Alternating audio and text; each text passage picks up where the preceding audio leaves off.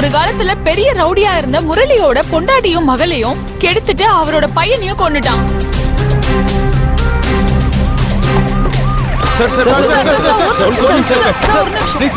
அம்மாவையும் பொண்ணையும் ரேப் பண்ணிருக்காங்க.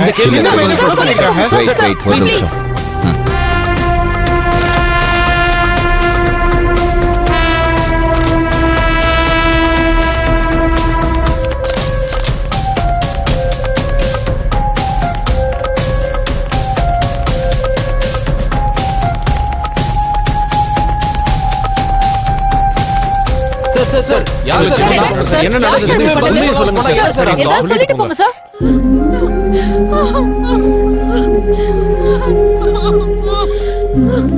சார் ஐயா கூப்பிடுறாங்க, வாங்க. அனு, அந்த சேரை போடுப்பா. வணக்கம், உட்காருங்க.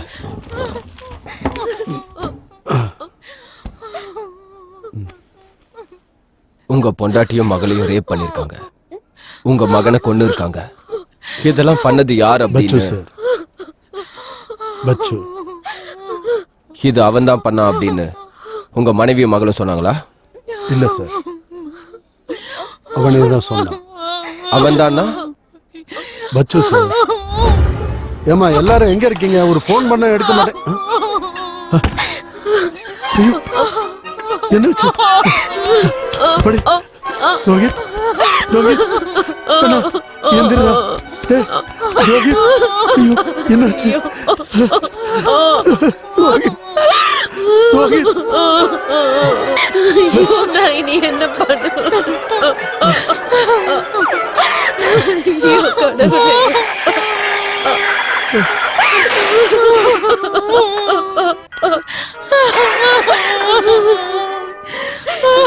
ரேப்பு ஒரு மர்டர்னா?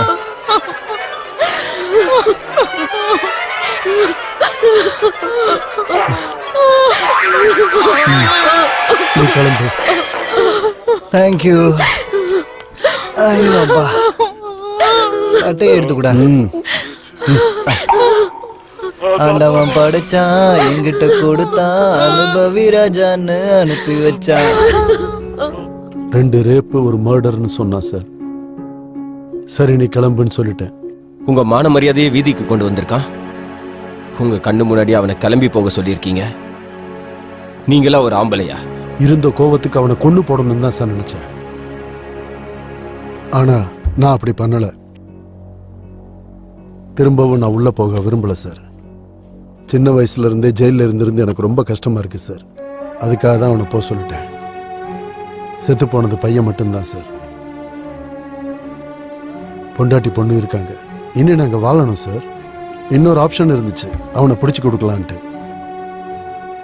ஆனா 2 ரேப் எப்படி ஒன்னா பண்ண முடியும் கோர்ட்ல கேள்வி கேட்டா கேஸ் உடைஞ்சு போயிடும் சார். 2 ரேப் பண்ண வாய்ப்பு இருக்குன்னு நான் ப்ரூஃப் பண்ணதுக்கு அப்புறம் வந்து நான் உங்ககிட்ட கம்ப்ளைண்ட் கொடுக்குறேன். அப்புறம் நீங்க அரெஸ்ட் பண்ணுங்க சார். வரேன் சார். போயிட்டு வாங்க. கடந்த 2 நாளைக்கு முன்னாடி மனைவியும் பொண்ணையும் கெடுத்துட்டு மகனை கொன்னவன் யாருன்னு தெரிஞ்சும் கவர்மெண்ட் கிட்டயும் போலீசார் கிட்டயும் அவனை கண்டுபிடிக்க எந்த முயற்சியும் எடுக்கவே இல்ல. இத பத்தி பேசுறதுக்காக நம்ம இப்ப ஹோம் மினிஸ்டர் வீட்டு வெளியே நிக்கிறோம். இத பத்தி அவர் என்ன சொல்ல வராருன்னு கேட்போம். அத நாங்க உங்ககிட்ட சொல்ல போறோம். எடுத்து போட்டோமா? எடுத்துட்டு போங்க சார். பிரஸ்காரங்க வெயிட் பண்றாங்க சார்.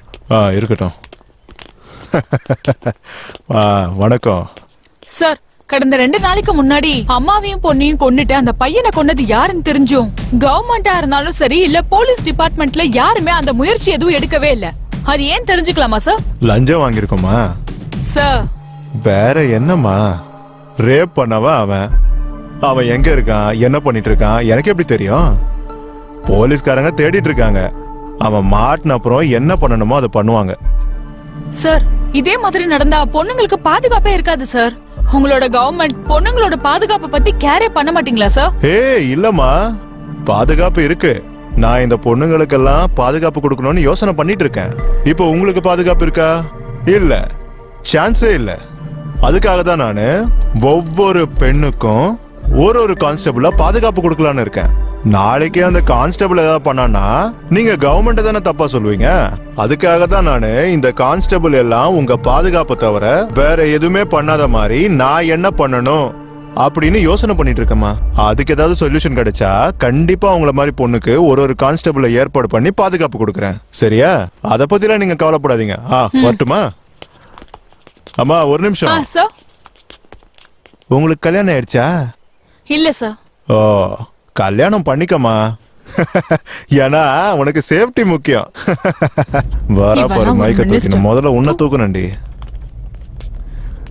யோ, இதெல்லாத்தையும் நீயே பாத்துக்கணும், என்ன கூப்பிடக்கூடாது. அந்த இன்ஸ்பெக்டருக்கு ஃபோன் பண்ணு. சீக்கிரமா கால் பண்ணியா? ஹலோ.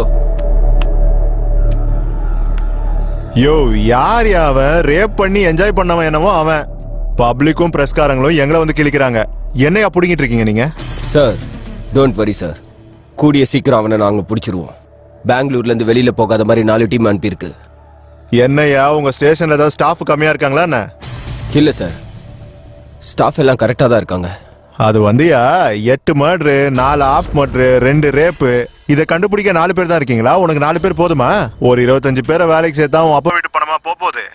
யோ, வெய்யா போன லூசு பைய. இந்தாயா பிஏ. சொல்லுங்க சார். இந்த இன்ஸ்பெக்டர் மினிஸ்டர் திட்டினா ஏதாவது கேஸ் போடலாமா? கேஸும் போடலாம், சஸ்பெண்டும் பண்ணலாம் சார். அந்த ரேபிஸ்ட பிடிக்கிறது இருக்கட்டும், முதல்ல அந்த இன்ஸ்பெக்டரை சஸ்பெண்ட் பண்றதுக்கு என்ன பண்ணுமோ அதை பண்ணுங்க. இந்த மினிஸ்டர்களுக்கு இன்ஸ்பெக்டர் கிட்ட இருந்து மரியாதையே இல்லை.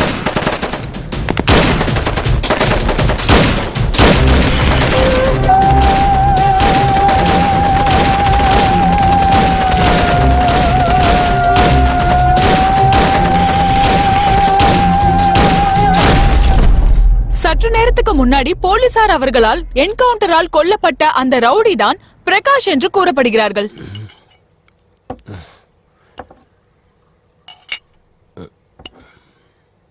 சார் வரேன் சார்.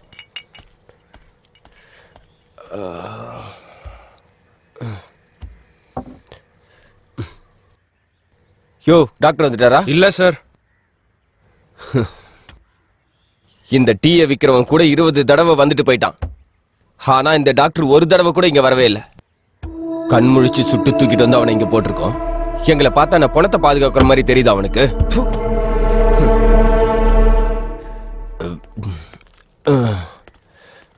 ஒரு வழியா வந்துட்டான். போப்பா.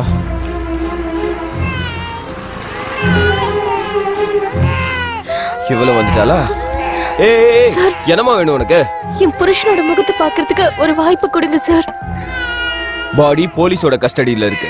நீ போஸ்ட்மார்ட்டம் முடிஞ்சதுக்கு அப்புறம் பாரு. ப்ளீஸ் சார், அவரோட முகத்தை பார்த்து ரொம்ப நாள் ஆயிடுச்சு. ஒரு தடவை முகத்தை பாத்துக்கிறேன். முகத்தை காட்டுறதுக்கு அது இருந்தா தானே? என்கவுண்டர் பண்ணதுலயே அது சதஞ்சு போயிடுச்சு. ஆள் அடையாளமே தெரியல. போஸ்ட்மார்ட்டம் முடிஞ்சதுக்கு அப்புறம் பாடியை கொடுக்குறோம். உட்காருமா.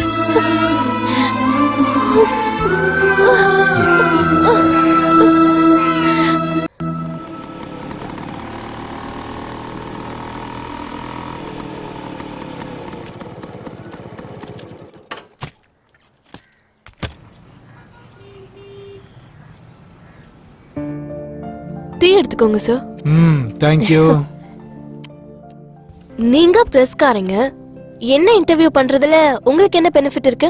பெரிய பெரிய சினிமா ஸ்டார்ஸ், அரசியல்வாதிங்க, கிரிக்கெட் பிளேயர்ஸ், கடைசியில உங்களுக்கு யாரும் கிடைக்கலன்னா ஒரு ரவுடிய வளைச்சு போட்டு அவன் பெரிய ரவுடின்னு நீங்க பேட்டி எடுத்தீங்கன்னா அவனுக்கும் பப்ளிசிட்டி கிடைக்கும், உங்க பத்திரிக்கையும் நல்ல சேல்ஸ் ஆகும். ஆனா இது எல்லாத்தையும் விட்டுட்டு நான் ஒரு கிரிமினலோட பொண்டாட்டி, என்ன இன்டர்வியூ பண்ண உங்களுக்கு என்ன கிடைக்கும்? பிரஸ்காரவங்க எல்லாரும் பணத்தாசை பிடிச்சவங்கன்னு சொல்றது தப்பு. மக்களுக்கு தேவையான நல்ல விஷயங்களை கொடுக்கறது நாங்க மட்டும்தான்.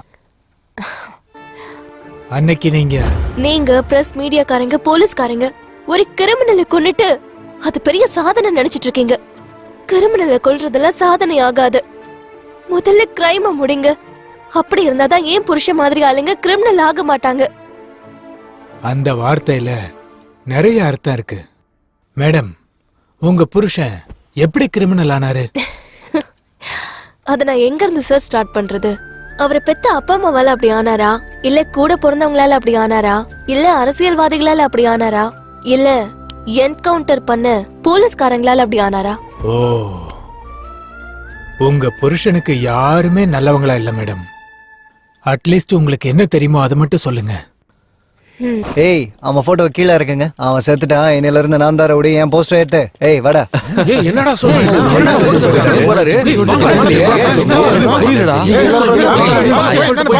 வாங்கடா உள்ள போய் பார்க்கலாம். அண்ணா அண்ணா ஏய் என்னடாச்சு? அவ அண்ணனை கொண்டுட்டு போயிட்டான்டா. ஏய் என்னது செத்துட்டானா? ஸ்டார்ட்.